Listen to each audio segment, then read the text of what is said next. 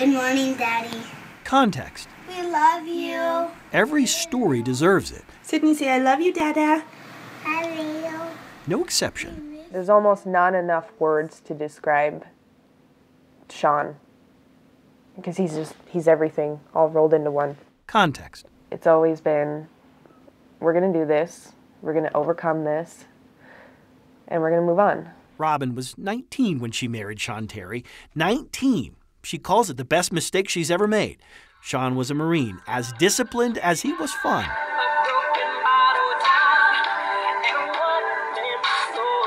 And as fun as he was funny. And the funniest guy you ever met in your life.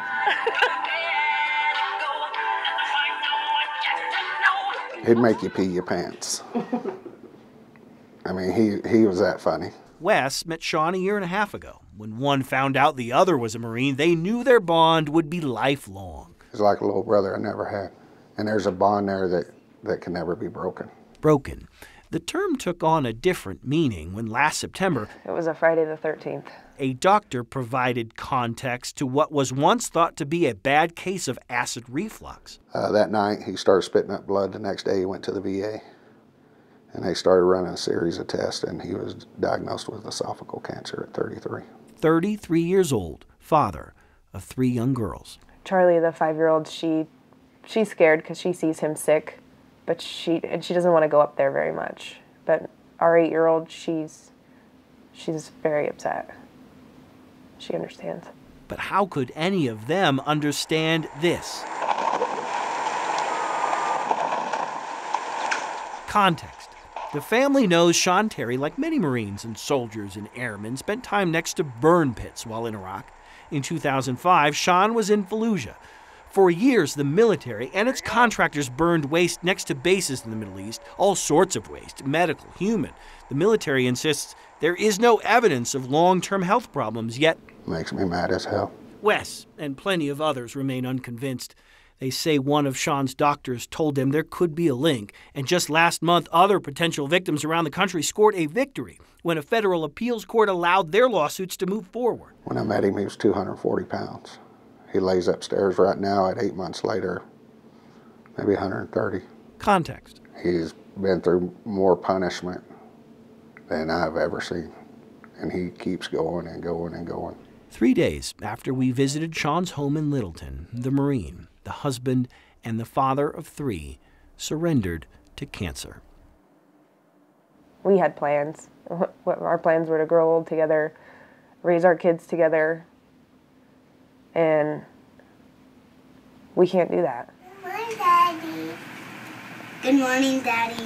Which brings us back to where we began, a recording of Sean's 3 children made not too long ago. We love you. Saturday, fellow Marines will honor Sean Sean come up with a saying, family over everything. by letting his children know their family has grown, providing more context to a story the Corps and a 29-year-old widow will not soon forget. I want his story heard. If not, I mean, we know that we can't help him now, but if we can help another family, it would be like helping him. Chris Vanderveen, 9 News.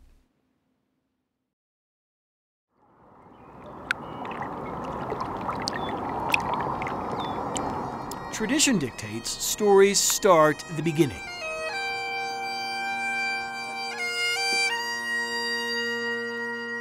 But in order to understand Sean Terry's story, Marines, attend!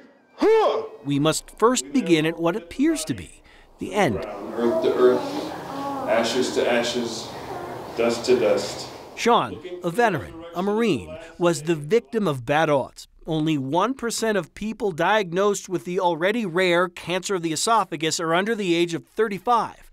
Sean was 33. We were really holding on tight to, everything's going to be okay still.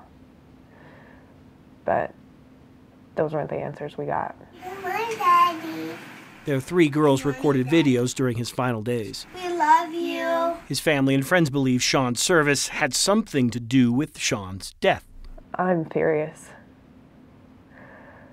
I have been the one asking, why him? Why him? We know our veterans are coming back, with some ailments that seem unusual, but we need to try to make the causal connection. Congresswoman Diana DeGette doubts the official line from the Department of Veterans Affairs on burn pits. No evidence of long-term health problems. No, I don't believe it. I mean, we see anecdotal evidence all the time. Starting in 2003 and continuing well into last year, the military, mostly with the help of a private contractor, burned tons and tons of trash in open-air burn pits throughout Iraq and Afghanistan. Just all sorts of chemicals and debris and all kinds of stuff. A federal lawsuit details tires, batteries, munition boxes, human corpses, pesticides, animal carcasses. They sound as though they were likely to be quite hazardous. At Denver's nationally recognized National Jewish, a doctor received her first phone call from a soldier in 2009. Saying that she had developed unexplained shortness of breath, cough, following her period of deployment in Iraq. Dr. Cecile Rose started doing lung biopsies on other veterans and no longer believes there's nothing to this. That they are developing this inflammation of the small airways called bronchiolitis, and they have emphysema, even if they're not smoking, some of them. In 2010, the Department of Defense ordered bases in Iraq and Afghanistan to stop using burn pits, if possible. Last year, the Special Inspector General for Afghanistan Reconstruction blasted the military for spending $5 million on an incinerator it never used. When you take trash and waste of whatever kind, you put that in a big pit, and you add jet fuel to that, and then you burn it, then I, as a physician, I am worried about the possibility that that could really cause lung injury and damage.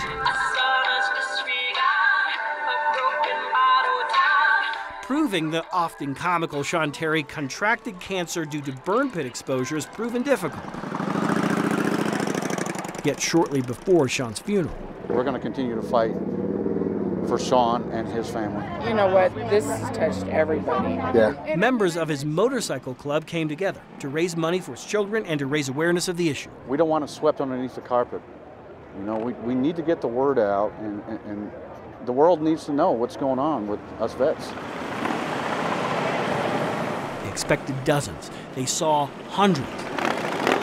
For vets that come home, you feel alone. Brought me back to life. But today was a good day.